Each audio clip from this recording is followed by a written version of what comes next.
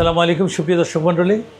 এখন ইলিশের ভরা মৌসুম, কিন্তু সমুদ্রে কোনো ইলিশ নেই। আর এই ইলিশ নেই কেন, আর সেই কারণটি আজকে আপনাদের সামনে উন্মোচন করব।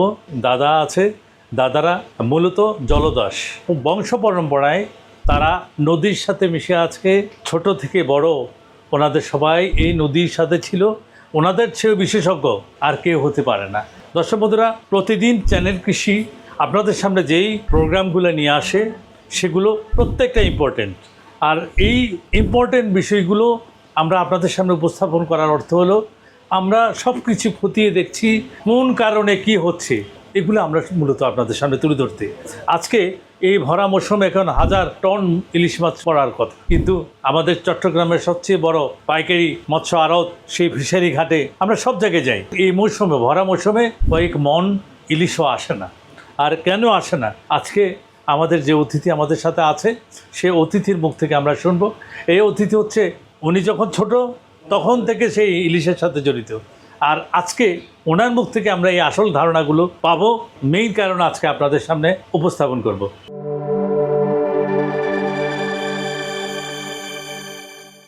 দাদা কেমন আছেন? আপনার পরিচয় আমাদের দর্শকদেরকে দিবেন। ধন্যবাদ। আমার নাম প্রদীপ দাস, আমি দক্ষিণ দিনাজপুর জেলেপাড়ার সর্দার। পিজা থেকে আপনারা বংশ পরম্পরাতে মাছের সাথে জড়িত। আপনার ছোটবেলায় এই শ্রাবণ মাসে কেমন ইলিশ আপনি দেখেছেন? আপনার যখন বয়স আপনি বুঝতে শুরু করেছেন তখন আপনার বাবারা, আপনার দাদারা কি পরিমাণ মাছ এই সময় পেতেন? জন্ম পর থেকে আমি যা শুনেছি বা দেখেছি, ইলিশ মাছ হচ্ছে আমাদের জাতীয় ইলিশ মাছ। কিন্তু আমাদের পূর্বপুরুষ ক্রমে আমরা এই ব্যবসার সাথে জড়িত। আমরা যখন ছোটো ছোটো ছিলাম, আমাদের পিতামাতা বা আমাদের বড় ভাইদের সাথে আমরা সমুদ্রে গিয়েছিলাম সরজমিনে। তখন নৌকার বোট ছিল, ঘাটের বোট ছিল। যখন সমুদ্রে যেতাম, জাল তোলার সময় সময় বিশাল মাছ, শুধু মাছকে মাছ, মাথাকে মাথা। আজকে সে তুলনায় বর্তমানে 2026 সালে আমি মনে করেছি 1% মাছ সমুদ্রের মাছ নাই। এই শূন্যের কারণটা কি? এর মূল কারণ আপনি কি দেখছেন? দিন দিন সমুদ্রের মধ্যে যে রাসায়নিক পদার্থগুলো সমুদ্রে পড়ছে, আর বিশাল ক্ষতিকারক হচ্ছে আমাদের পলিথিন। এই পলিথিনটা কি করে সমুদ্রে? এই পলিথিনগুলা যেমন আমার যখন আগে জাল তুললাম তো ওরকম মাছ ধরা পড়তো, মাছ থাকতে জালে। এখন জাল তুলে পলিথিন পাই, প্লাস্টিকের বোতল পাই, যাবতীয় পলিথিন যা আমাদের জালকে পেটে দেয়, মাছের বংশ বিস্তারে ধ্বংস করে। এই পলিথিন সমুদ্রে গিয়ে এমনকি সমুদ্রে ভরাট হয়ে যাচ্ছে। আগে যে স্রোতটা ছিল ওই স্রোতটা এখন বর্তমানে নেই। দর্শক বন্ধুরা, একটা কারণ আপনারা নোট করে নিতে পারেন। বিশেষ করে সন্দ্বীপ চ্যানেল, চট্টগ্রামের পশ্চিম অংশে সাগরের যে মোহনাটা, সেটার নাম হচ্ছে সন্দ্বীপ চ্যানেল।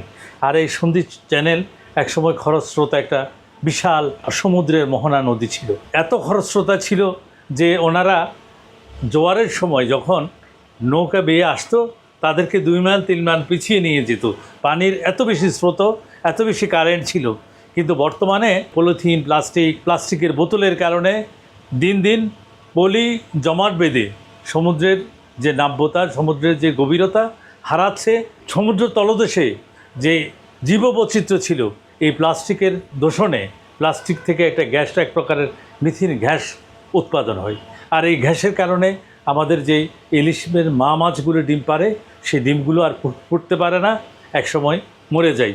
এভাবে যদি আমরা আমাদের সমুদ্রের তলদেশে এভাবে দূষিত করে রাখি, তাহলে কিছুদিন পর হয়তো এমনও হতে পারে, আল্লাহ না করেও হয়তো আমাদের এই দেশ থেকে ইলিশ নামের শব্দটি হয়তো মুছে যেতে পারে। আপনার দাদা, আপনার বয়স বর্তমানে কত চলে? আমার বর্তমানে 45 বছর বয়স। 45 বছর জীবনের অভিজ্ঞতার একজন ব্যক্তি আজকে আপনাদের সামনে। এই দাদা ওই এলাকার একজন সর্দার। সে কত বছর বয়স থেকে আপনি সমুদ্রে যাচ্ছেন? আমার জন্ম 15-16 বছর পর থেকে। আর 16 বছর পর থেকে এখন 45 বছর। এর অর্থ হলো আপনি প্রায় তো 30-35 বছর এখন আপনি সমুদ্রের বয়স হয়ে গেল। আচ্ছা, মানে কত কিলোমিটার দূরে গিয়ে জাল বসিয়ে থাকেন? এখান থেকে আমাদের স্থায়ী জেলে, আমরা বংশপরায়ণ জেলে স্থায়ীভাবে। এটা আমরা আমাদের পানির কিনারা থেকে 20 মিনিট আমাদের ইঞ্জিন চালিত। 20 মিনিট মানে কত কিলোমিটার? কিলোমিটার, এটা আমরা কিলোমিটারে গিয়ে করি না, আমরা সবসময় ঘন্টাতে গিয়ে করি। অনেক সময় 20 মিনিট চালাতে হয়, অনেক সময় 30 মিনিট চালাতে হয়। আমার এর উদ্যোলে 1 ঘন্টা, এর বাইরে যাওয়া যায় না, কারণ এর বাইরে গভীর সাগরে ফিশিং ট্রলার থাকে, বিভিন্ন জলদস্যুতা থাকে, বিভিন্ন বইয়ের কারণ থাকে, আচ্ছা। সেজন্য আমরা গভীরে যেতে পারি না। আমরা বংশপাড়ায় জেলে সমুদ্রের কিনারে থেকে ওইখানে আমরা মাছ ধরি। মানে 20 মিনিট আনুমানিক 20 কিলোমিটার, আর একটু কম হবে, আর একটু কম হবে। আর একটু কম হবে। কম হবে। আচ্ছা, ওই 20 কিলোমিটারের ভিতরে আপনি আপনার এলাকার কয়টা জাল ওখানে বসে থাকেন? কলিমপুর জেলেপাড়াতে প্রায় 150 থেকে 200 পরিবার আছে, আচ্ছা। 200 পরিবার আছে। আচ্ছা, তো সবাই সমুদ্রের সাথে সম্পৃক্ত। জি। একটা জেলে থেকে বিশালে 10-15টা জাল আছে, জাল থাকে, একটা মালিক থেকে, জি। একটা বোট থেকে। ওই 10টা-12টা জাল দিয়ে একটা নির্দিষ্ট সীমানায়, জি। ওর জায়গায় যেটা সীমানা এখানে আবার অন্য সীমানা যেতে পারে না। অন্যদিকে অন্য একটা গ্রামের সীমানা আমার সীমানায় আমি বসাতে পারবো। এর অর্থ হলো আমাদের জমির মতো আর কি। হ্যাঁ। জমির যেমন একটা সীমানা থাকে, জি, জি। ঠিক জালেরও একটা সীমানা থাকে। জি, জি। এই সীমানাটা আপনার ওই সীমানার ওনার এভাবে আপনাদের একটা সীমানা করা থাকে। ওইটা কি আপনারা খুঁটি দিয়া সীমানা করেন নাকি? না, এটা আমরা যা প্রত্যেকের একটা করে সীমানা আছে না, জি, জি। জরিপের মতন। জি, জি। আমাদের জেলেদের একটা জরিপের মতন কুটি দিয়ে তাই একটা জায়গার পরিমাপ আছে। আচ্ছা। ওই অতটুকু পর্যন্ত আমি বসাতে পারবো, ওটার বাইরে গেলে অন্য ব্যক্তির সাথে আমার দ্বন্দ্ব লাগিয়ে যেতে পারে। আচ্ছা, সেই জন্য আমার জায়গাতে আমি একটা জাল বসাই বা 2টা জাল বসাই বা 5টা জাল বসাই, ওইখানে টিকতে হবে। আপনার এই জালটা আনুমানিক কত হাত লম্বা হয়ে থাকে? 40 থেকে 50। আচ্ছা, 50 হাত। 50 হাতের পরে আরেকটা জাল বসাবে, মানে আপনি না আরেকজন ব্যক্তি, সেটা কত দূরে বসাবে? এটা আনুমানিক আমার গেটটাকে পাই, আমরা তো একটা ধারণা 10 থেকে 15 পাম বাইরে থাকতে হবে আমার থেকে, 10 থেকে 15 পাম। নইলে এই বাম শব্দটা কি? বামটা বাম মানে আমরা কিভাবে? এখানে হাত মাটি, ও, এইভাবে না? এখানে হাত বাম, এটাকে 10 থেকে একদম 50 বাম আর 50 বাম পর্যন্ত থাকে। 50 বাম দূরে থাকবে আরেকটা সীমানা। আচ্ছা, তো এই 50 তাহলে আর কারণ এটা দূরত্ব না থাকলে একটার সাথে মুখোমুখি হবে, মাছ পড়বে না। আবার একটা মুখে একটু বলে ভাঙা পড়বে, ভাঙা মানে এর যে আছে ওইটা যেন পড়বে, ওইটা থেকে এখানে পড়বে, তখন মাছ পড়বে না। মাছ পড়বে সেখানে না। একটু দূরত্ব রাখতে হবে। আচ্ছা, দর্শক বন্ধু, এই যে আমরা ওনাদের কাছ থেকে জেনে আপনাদেরকে জানানোর চেষ্টা করছি, এগুলো তো আমরা কখনো শুনি নাই, বুঝিও নাই, দেখিও নাই। মাছ নিয়ে কাজ করছি 8 বছর ধরে, আজকে এই নতুন নতুন তথ্যগুলো আজকে পাচ্ছি। আচ্ছা, এখানে জাল কয় প্রকার দাদা? কয় প্রকারের জাল আছে জাল আপনাদের? বর্তমানে আমাদের আগে ছিল এক প্রকার, বা যেটা আমাদের ইলি জাল বলতো, বা বর্তমানে প্রচলিত টঙ্গা। ইদানিং কিছু জাল প্রযুক্তি বেড়েছে, আমাদের চট্টগ্রামে ছিল না, নোয়াখালী থেকে বর্তমানে প্রযুক্তি আমাদের চিটাঙে এসে, যেমন পকেট জাল বলে, এই পদ্ধতিগুলো দিয়ে আমাদের সমুদ্রে মাছ ধরে। তবে ওই জালগুলো বসে কখন, ওই সময় টঙ্গাল, ইলি জাল এগুলো, আর যখন এই ডালা পরে তখন ওই জালগুলো নরম সুতোর মধ্যে ওই জালটা বসায়, কারণ চিকন জাল, ওটা বসানোর পর ওই মাছগুলো ধরা পড়ে। তবে এটা বর্তমানে এই জালটা আসার পর আমি মনে করি আমার ক্ষুদ্র জ্ঞানে এটা আমাদের জন্য একটা মরণ প্রাপ্ত জাল। কারণ মালিশগুলো ওইখানে ধরা পড়ে, মালিশ যখন ধরা পড়বে তখন মালিশ যখন ডিম পাততে না পারবে, মালিশ যখন বাচ্চা দিতে না পারবে, তাহলে আগামীটা আমরা কিন্তু মাছ পাবো। তবে আমাদের পূর্বপুরুষ যেটা টং জাল, বাইক জাল আছে, ওটাকে আমরা ধরে রাখতে পারি। এই টং জালটা কেমন? এই এটা টং জালটা আমাদের কেমন? পূর্বপুরুষের পদ্ধতিতে একটা মাছ আছে, জি, 2.5 ইঞ্চি, মানে বড় ফাঁস। 2.5 ইঞ্চি, হ্যাঁ, 3 ইঞ্চি এর উপরে আছে। তারপরে আমরা বর্তমানে এখন 2.5 ইঞ্চি থেকে 3 ইঞ্চি উপরে এই জালটা বসাই। আগে মাছ ছিল বড় বড়, এখন ইদানিং মাছ তো মনা মাছ, যা একেবারে নাই বলতে চলে। সমুদ্রে গেলে জাল, আগে তো মাছ তুলে সব আর শুধু মাছ খেতাম, এখন দেখি জালের মধ্যে শুধু পলিথিন। এইটার কারণে একদিন আমাদের বাংলাদেশের মানুষ মাছ শূন্য হয়ে যাবে, আমরা জেলেও শূন্য হয়ে যাবে, আমাদের পাইকাররা বিক্রেতা একেবারে শূন্য হয়ে যাবে, রাষ্ট্র মাছ শূন্য হয়ে যাবে। কারণ ইলিশ মাছ একটা মিঠা পানির মাছ, এটা পরিবেশের মাছ। এই মাছ যখন ডিম ছাড়ে তখন একটা নিরাপদে আসে, নিরাপদে আশ্রয় থাকার পর এটা ডিম ছাড়ে, একটা মাছের কুটু কুটু লক্ষ লক্ষ ডিম ছাড়ে। এই মাছটা ডিম ছাড়ার পর যখন রেণুপোনাটা যখন বড় হতে পারে, তাহলে আমরা জাতকা হিসেবে বড় হিসেবে মাছ পাবো, প্রচুর মাছ পাবো। কিন্তু এটা ডিম ছাড়ার পর এই ডিমগুলা পলিথিনের কারণে, বিভিন্ন পর্যায় পদার্থের কারণে, বিভিন্ন কৌশলের কারণে, পদ্ধতির কারণে মাছগুলো দিন দিন ধরে বিলুপ্ত হয়ে যাচ্ছে। আর দর্শক বন্ধুরা, একটা কথা বলে রাখি, আমি তো বিভিন্ন বাজার আপনাদেরকে দেখাই, সে বাজারে গিয়ে আগে দেখতাম বড় বড় মাছগুলো, আজ থেকে 4 বছর আগের কথা, 2 বছর আগের কথা, সেখানে আমরা দেখতাম বড় বড় মাছগুলো আনতো 6 থেকে 8 মাসের মধ্যে। ইদানিং দেখছি যে একেবারে মাছের ফোনা। তার অর্থ হলো আমাদের দেশে আরও একটি জনপ্রিয় মাছ হচ্ছে রূপচাঁদা, সাদা রূপচাঁদা যেটা, সেটা। আর সেই রূপচাঁদা আমরা দেখতাম কেজিতে 10 থেকে সর্বোচ্চ 15টা, এর উপরে কোনো মাছ কখনো আমরা দেখতাম না। ইদানিং দেখা যাচ্ছে যে আপনার কেজিতে 50টা পর্যন্ত ছোট মাছের পোনা এখন বাজারে বিক্রি হয়। এতে যেমন মাছ শূন্য হচ্ছে, অচিরে এই দেশ একেবারে মাছ শূন্য হয়ে যাবে। এই পুরো বাংলাদেশ যেখানে মাছে ভাতে বাঙালি একসময় প্রবাদ ছিল, সমুদ্রের ইলিশ মাছের গন্ধে আমরা দিশেহারা হয়ে যেতাম। সেই গন্ধের কারণে এখনও 4,000 টাকা, 5,000 টাকা, 3,000 টাকা করে মাছ আমরা ইলিশ মাছ খেতে বেকুল হয়ে যাই। একমাত্র ইলিশের গ্রান, ইলিশ আমাদের জাতীয় মাছ। ইলিশ বলতেই আমরা অন্য কিছু বুঝি, আর সেই ইলিশ ধ্বংস হয়ে যাচ্ছে আমাদের পরিবেশের জন্য, আমাদের এই ছোট কারেন্ট জালের জন্য, রিং জালের জন্য। এই জালগুলো দ্রুত প্রতিহত করার জোর দাবি জানাচ্ছে আমাদের জেলে ভাইরা, আমাদের ব্যবসায়ী ভাইরা। না হলে অকালে ওই দেশের সমুদ্র মাছ শূন্য হয়ে যাবে। মৎস্য সম্পদ রক্ষার জন্য আন্তরিক হব।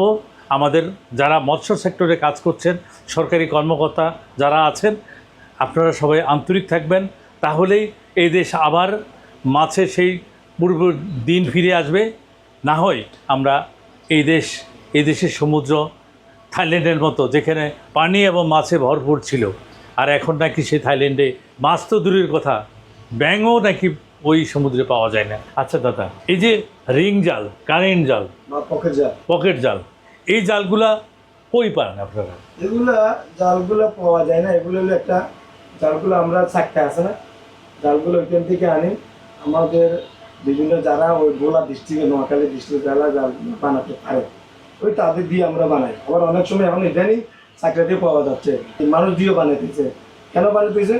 এগুলো এটা দিলে বড় বড় ইলি মাছগুলো পাওয়া যায়। আমাদের শুধু একটা উপকারের জন্য, আমি একদিনের সুবিধার জন্য, আমার দীর্ঘ আমাদের প্রজন্মের জন্য আমরা ক্ষতি করে যাচ্ছি।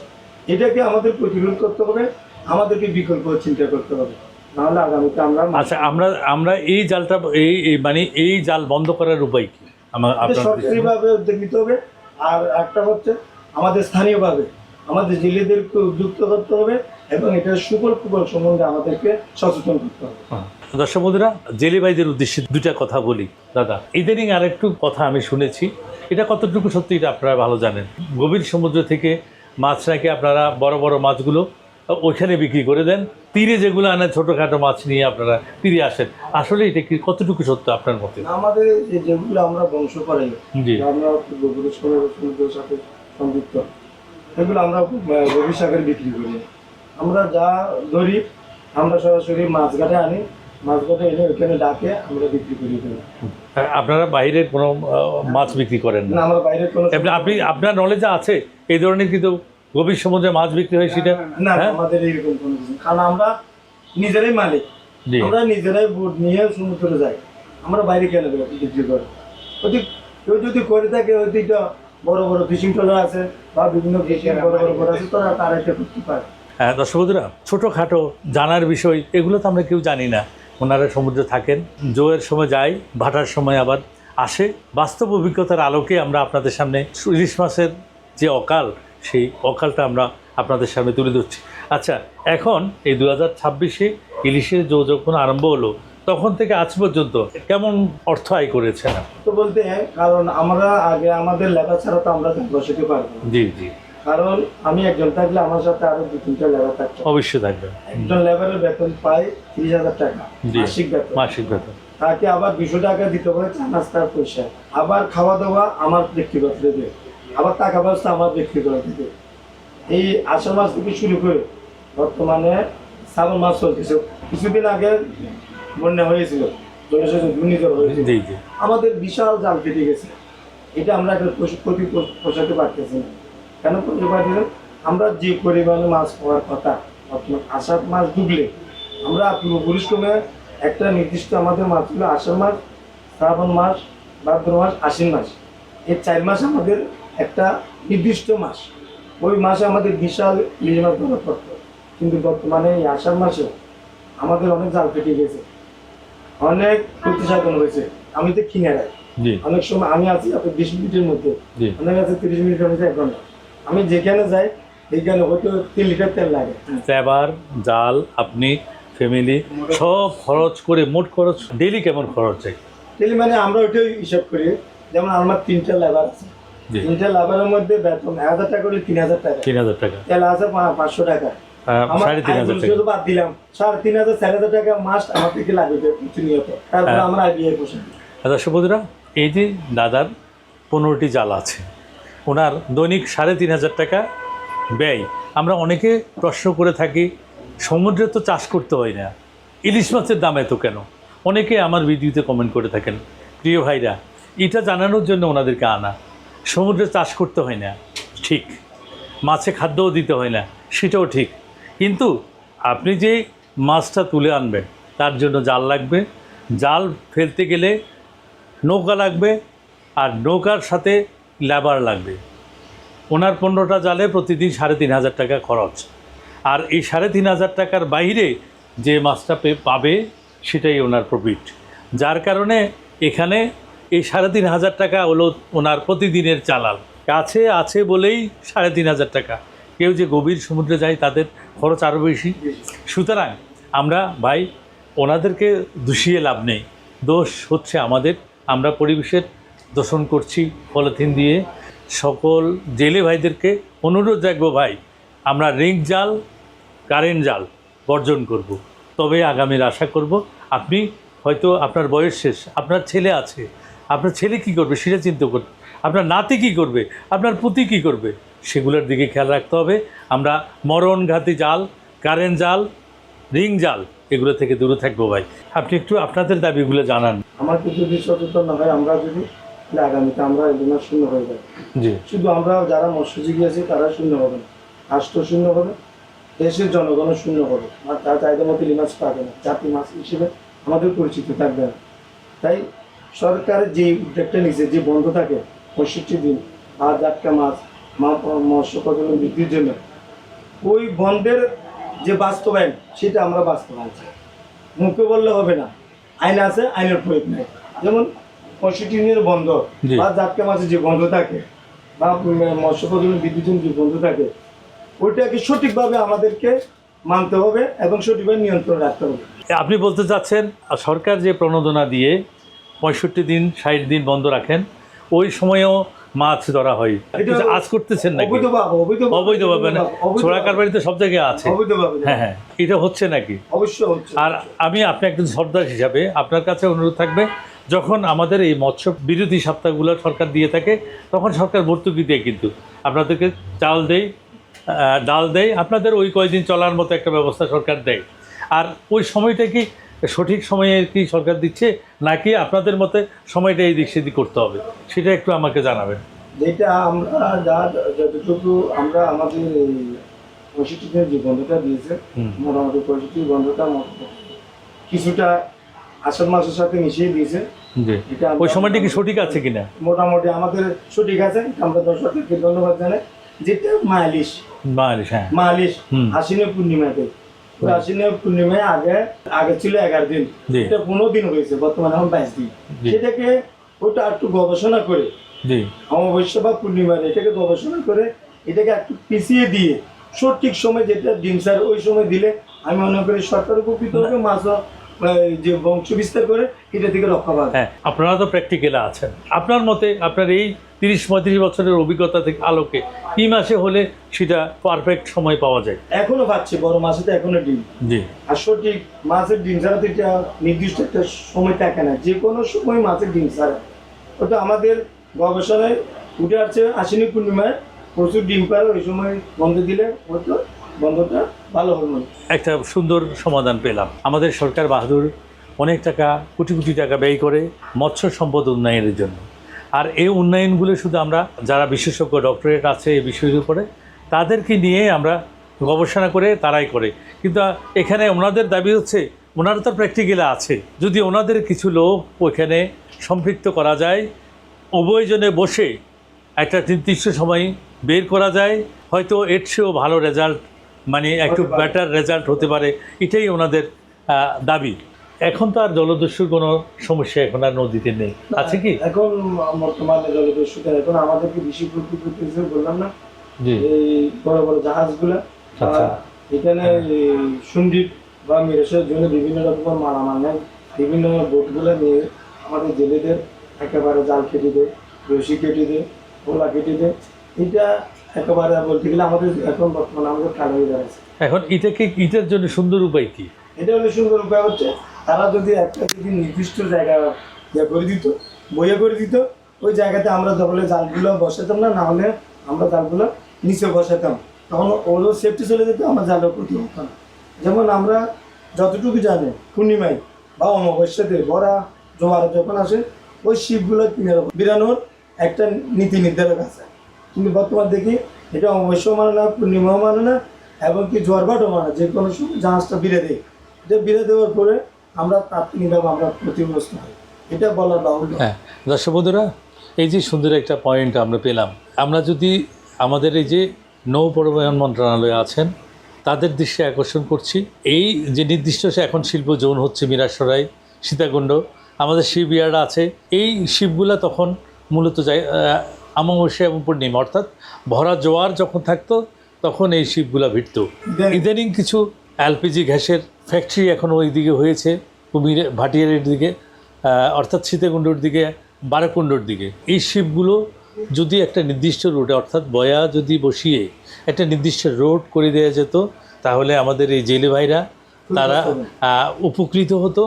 তারা তাদের জালের যে ক্ষয় কেটে যায়, ছিঁড়ে যায়, এই বিশাল ক্ষতি থেকে তারা রক্ষা পেত। আরও একটি দাবি তাদের, সেটা হচ্ছে যখন ভরা জোয়ার থাকে তখন যদি শিপগুলো যায় জালের কোনো ক্ষতি হয় না, কিন্তু এখন কোনো নিয়ম নীতি না মেনে যখন ইচ্ছা তখনই যায়, যখন ইচ্ছা তখনই গিয়ে তাদের বিশাল ধ্বংস সাধন করে, ক্ষতি সাধন করে। এইটুকু আমাদের জেলেদের দাবি হচ্ছে এই জায়গাগুলো থেকে যেন ওরা সুন্দরভাবে ব্যবসা করতে পারে, নির্দিষ্ট বয়া দিয়ে ওনাদের জন্য একটা নির্দিষ্ট রোড করে দেওয়া হয়, এবং নির্দিষ্ট সময়ে যেন জোয়ারের সময় জাহাজগুলো যেন যায় এবং জোয়ারের সময় যেন জাহাজগুলো ফিরে। এই অনুরোধটুকু তাদের এই সরকার মহোদয়ের কাছে আমাদের জেলে ভাইদের দাবি।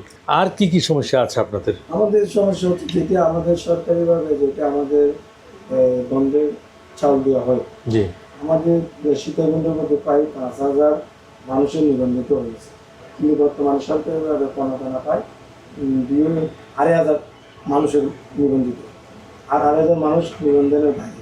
এটা সরকারের কাছে আমাদের যাতে সবগুলা এই সুবিধার আওতা আসে। আচ্ছা, এখানে আমাদের সরকারের তো বাধ্যবাধকতা আছে, আপনাদের তরফ থেকে কিছু করার থাকে কিনা?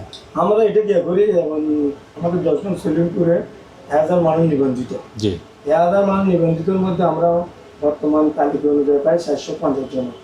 তাহলে 1,000 মানুষকে আমরা কীভাবে দিতে পারি? আমরা কি হারাহারি বন্টন করে সবাই নিই, এইভাবে তো আর দীর্ঘভাবে দিতে পারবো না। আচ্ছা, এটা একটা আমরা স্থায়ী সমাধান চাই। আমরা আমাদের মাননীয় সংসদের কাছে গিয়েছিলাম অতীতে, জি, বর্তমান স্থানীয় নেতৃবৃন্দের কাছে গেছিলাম, এবং জেলা প্রশাসকের কাছে গেছিলাম, এবং আমাদের উপজেলাতে গেছিলাম। সরকারের যে অনেকবার দাবি করেছে এটার ব্যাপারে আমাদেরকে চাউলের বরাদ্দ বাড়ার জন্য। আরেকটা, শুধু চাউল দিয়ে আমাদের জীবন জীবিকা চলবে না, বিকল্প আমাদেরকে আরও কিছু দিতে হবে, না হলে আমাদের বন্ধের সময় বিকল্প কর্মস্থানের ব্যবস্থা করতে হবে। একদিকে আমরা জেলেরাও কর্মস্থানে উপকৃত হব, অন্যদিকে সরকারও লাভবান হবে, এটা থেকে বিকল্প কোনো আয়। আচ্ছা দাদা, বিকল্প কি করতে পারেন আপনারা? যেমন মাছ ছাড়া? বর্তমানে সরকার এখন দিচ্ছে গরু পালনের জন্য। জি জি, হ্যাঁ, গরু পালনের জন্য।